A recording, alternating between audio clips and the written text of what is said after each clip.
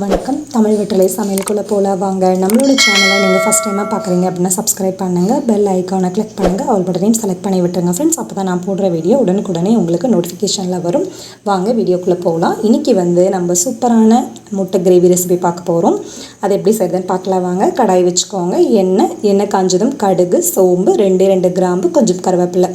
இது நல்லா வெடித்ததுக்கப்புறமா 2 பெரிய வெங்காயம் நல்ல நீல வாக்கில் கட் பண்ணிட்டு சேர்த்துக்கோங்க. இதில் முக்கியமான பொருள் வெங்காயம் நிறைய சேர்த்துறதா நல்ல டேஸ்ட் கொடுக்கும். அதனால் 2 பெரிய வெங்காயம் நல்ல நீல வாக்கில் இந்த போல் கட் பண்ணிட்டு ஸ்லைஸ் பண்ணிக்கோங்க. வெங்காயம் ஃபாஸ்ட்டாக வணங்குறதுக்காக கொஞ்சம் உப்பு சேர்த்துக்கலாம். அதுக்கப்புறம் பச்சை மிளகா உங்கள் காரத்துக்கு தகுந்த மாதிரி அதிகப்படுத்தவோ கம்மி பண்ணவோ செஞ்சுக்கோங்க. பச்சை மிளகா சேர்த்துட்டு நல்லா கலந்து விட்டுறலாம். அதுக்கப்புறம் இஞ்சி பூண்டு பேஸ்ட் 1 ஸ்பூன் மட்டும் சேர்த்துக்கோங்க. அதிகமாக சேர்த்துக்க வேண்டாம், ஃப்ளேவர் மாறி போயிடும் நமக்கு. இதை சேர்த்துட்டு நல்லா கலந்துட்டு மூடி வச்சுருங்க. அப்பப்போ ஒரு அரை நிமிஷம் 1 நிமிஷம் போல் ஓப்பன் பண்ணி நல்லா இந்த போல் பரட்டி விட்டுட்டே இருங்க. வெங்காயம் நல்லா வணங்க தான் நல்லா இந்த இதுக்கு டேஸ்ட் கொடுக்கும் நமக்கு. 1 ஸ்பூன் அளவு மிளகாத்தூள் சேர்த்துக்கோங்க. 1 ஸ்பூன் அளவு மல்லித்தூள் சேர்த்துக்கோங்க. மல்லித்தூள் சேர்த்துட்டு நல்லா கலந்து விட்டுருங்க. நம்ம நிறைய முட்டை கிரேவி ரெசிபி நம்ம வீடியோவில் போஸ்ட் பண்ணியிருக்கோம். ஸோ அதை விட இது கொஞ்சம் பெஸ்ட்டாக இருக்கும், ரொம்ப சூப்பராக இருக்கும்.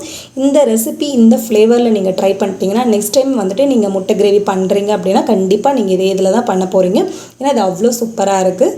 ஒரு தக்காளி சேர்த்துட்டு நல்லா கலந்து விட்டுருங்க. அப்புறம் 3/4 ஸ்பூன் அளவு கரம் மசாலா,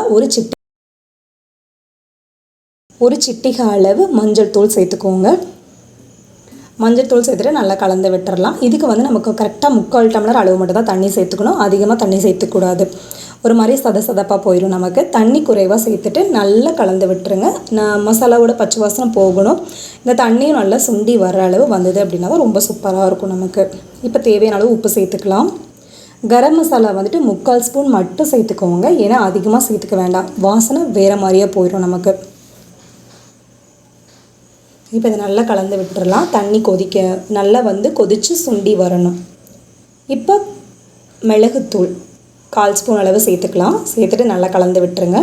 இப்போ நம்ம ஒரு முக்கியமான பொருள் சேர்க்க போகிறோம். இதுதான் இந்த கிரேவிக்கு நல்ல டேஸ்ட் கொடுக்கக்கூடிய பொருள். 1/2 ஸ்பூன் அளவு சர்க்கரை சேர்த்து பண்ணையில் இந்த கிரேவியோட டேஸ்ட் ரொம்ப சூப்பராக இருக்கும், அட்டகாசமாக இருக்கும். கண்டிப்பாக இதை நீங்கள் ட்ரை பண்ணி பாருங்கள். இப்போ நம்ம 3 முட்டை வேக வச்சுட்டு இந்த போல் மேலே கீரல் போட்டு வச்சுருக்கேன். இதை நம்ம இப்போ உள்ளே சேர்த்துக்கலாம். உள்ளே சேர்த்துட்டு இதை நல்லா கலந்து விட்டுருங்க. இந்த கிரேவி ரெசிபி தோசைக்கு, இட்லிக்கு, சப்பாத்திக்கு தொட்டு சாப்பிட்றதுக்கு ரொம்ப சூப்பராக இருக்கும். அதே போல் வெள்ளை சாப்பாடு, தயிர், ரசம் சாதம், சாம்பார் சாதத்தோடு தொட்டு சாப்பிட்றதுக்கு நல்லாயிருக்கும். அதே போல் கலவை சாப்பாடை லெமன் சாதமும் தேங்காய் சாதத்தோடையும் தொட்டு சாப்பிட்றதுக்கு ரொம்ப சூப்பராக இருக்கும். ஸோ ஈஸியாக இருக்கும். நீங்கள் இந்த கண்டிப்பாக டிஃப்ரெண்ட் ஃப்ளேவராக இருக்கும் டேஸ்ட்டு. நீங்கள் இதை கண்டிப்பாக ட்ரை பண்ணி பாருங்கள், ரொம்ப சூப்பராக இருக்கும். இது நல்லா கலந்ததுக்கப்புறமா மேலால் வாசனைக்கு கொஞ்சம் மல்லி இலை சேர்த்துக்கலாம். சேர்த்துட்டு அப்பப்போ நல்லா கலந்து விட்டுறலாம். நம்ம அடி பிடிக்காமல் இருக்கணும். அதே போல் தண்ணியெல்லாம் நல்லா சுண்டி வரணும், நமக்கு கிரேவி பதத்துக்கு வரணும். அப்போ தான் சூப்பராக இருக்கும். அவ்வளோதான், எல்லாம் ரெடி ஆயிடுச்சு நமக்கு முட்டை கிரேவி.